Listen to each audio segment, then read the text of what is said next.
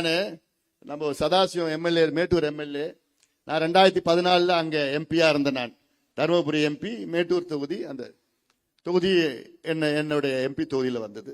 அப்போ அங்கே தோனி மடுவு திட்டம். தோனி மடுவு திட்டம்னா அங்கே இருக்கிற காட்டு பகுதியில் அங்கே ஆறு பாலாத்துல சேர்ற ஒரு கிளையாறு மேற்கு தொடர்ச்சி மலையில, பர்கூர் மலையிலேருந்து வந்து தண்ணி வந்து அந்த பக்கத்தில் போய் அங்கே கலக்குது. மேட்டூர் அணைக்கு முன்பு அங்கே தோனி மடு ஏரியா பகுதின்னு சொல்லிட்டு அங்கே ஒரு தடுப்பணை கட்டி 100 அடி ஹைட்டுக்கு தடுப்பணை கட்ட அந்த தண்ணி வந்து இங்க வெளியில வரும். வெளியில வந்து அங்க ஒரு ஏரியில நிற்கும். அந்த ஏரியில தேங்கி கொளத்தூர் பகுதிக்கு அந்த தண்ணி பயன்படுத்துவது, விவசாயத்திற்கும் குடிக்கிறதுக்கும். மீதி தண்ணி எங்க வரும்? நம்ம அந்தியூர், அம்மாப்பேட்டை, அந்தியூர் பகுதி, அந்த ஒருத்தப்பள்ளமா வரட்டுப்பள்ளம் டேம், அந்த வரட்டுப்பள்ளம் டேமுக்கு தண்ணி அங்க இருக்க தண்ணி வரும். இதுதான் திட்டம். இந்த திட்டத்தை நடைமுறைப்படுத்த, செயல்படுத்த துப்பில்லாத ஒரு ஆட்சி திமுக ஆட்சி. ஆனா தேர்தல் அறிக்கையில ஸ்டாலின் அவர்கள் தேர்தல் அறிக்கையில நாங்கள் ஆட்சிக்கு வந்தவுடன் தோனி மடு திட்டத்தை நாங்கள் நிறைவேற்றுவோம். கிழிச்ச 4.5 ஆண்டு காலமா தூங்கிட்டு இருக்கீங்க. நீங்க எப்ப நீங்க நிறைவேற்ற போறீங்க? இதுக்கப்புறம் நிறைவேற்றுவாங்களா? இல்ல, பண்ண போறது கிடையாது.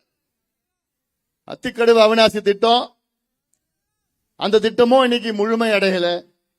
இவ்வளவு இது போன்று கிட்டத்தட்ட 20 திட்டங்கள் நிலுவையில் இருக்கிறது. திமுக ஆட்சிக்கு வந்து இந்த நீர் பாச திட்டத்திற்கு ஒரு பைசா கூட, புதிய திட்டத்துக்கு ஒரு பைசா கூட ஒதுக்கீடு செய்யல. இதெல்லாம் நீங்கள் சிந்திக்க வேண்டும். நிச்சயமாக நீங்கள் ஒரு மாற்றத்தை தயவு செய்து கொண்டு வாருங்கள். கல்வி, தமிழ்நாடு வந்து தமிழ்நாடு கல்வித்துறை வந்து இந்தியாவிலே சிறந்ததான். யார் சொல்றா? ஸ்டாலின் அவர்கள் முதலமைச்சர் சொல்றார். ரொம்ப கேவலமாயிடுச்சு, ரொம்ப மோசமாயிடுச்சு கல்வித்துறையில. இதனால கல்வித்துறை மட்டும் இல்ல, உயர்கல்வித்துறையும் அதோட மோசமாயிருக்கு. நான் சின்னதா ஒரு கணக்கு சொல்றேன். 10 வருஷத்துக்கு முன்னாடிமா தமிழ்நாட்டில் அரசு பள்ளிக்கூடத்துல 75 லட்சம் பிள்ளைங்க படிச்சாங்க. அதே 10 வருஷத்துக்கு முன்பு தனியார் பள்ளிக்கூடத்துல 35 லட்சம் பிள்ளைங்க படிச்சாங்க. அரசு பள்ளிக்கூடத்தில் 75 லட்சம், தனியார் பள்ளிக்கூடத்தில் 35 லட்சம். இன்னைக்கு 10 வருஷத்துக்கு பிறகு இன்னைக்கு அரசு பள்ளிக்கூடத்தில் 52 லட்சம் பேர் பிள்ளைங்க தான் படிக்கிறாங்க. தனியார் பள்ளிக்கூடத்தில் 65 லட்சம் பிள்ளைங்க படிக்கிறாங்க.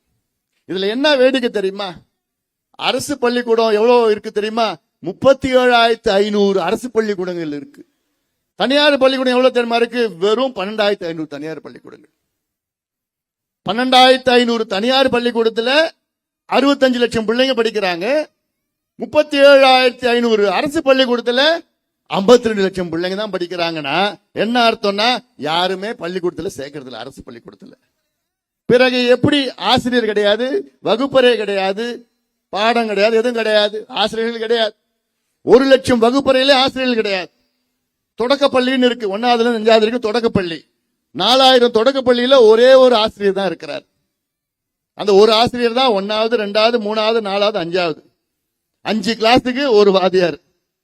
அப்புறம் எப்படி பள்ளிக்கூடம் உருப்படும்? பிள்ளைங்க எப்படி படிப்பாங்க?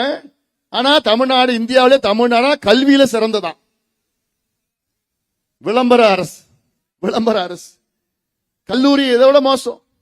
கல்லூரி பாத்தீங்கன்னா இன்னைக்கு 25% கலை அறிவியல் கல்லூரியில ஆள் இல்ல, சேர்க்கறதுக்கு போட்டி இல்ல, சேர மாட்டுறாங்க. ஏன்னா அங்க இணை பேராசிரியர் கிடையாது. 180 கலை மற்றும் அறிவியல் கல்லூரி இருக்கு, 180 இருக்கு. அதுல 100 கல்லூரியில பிரின்சிபல் கிடையாது. இதுதான், இந்த லட்சணத்துல தான் தமிழ்நாடு நிர்வாகம் இருக்கிறது.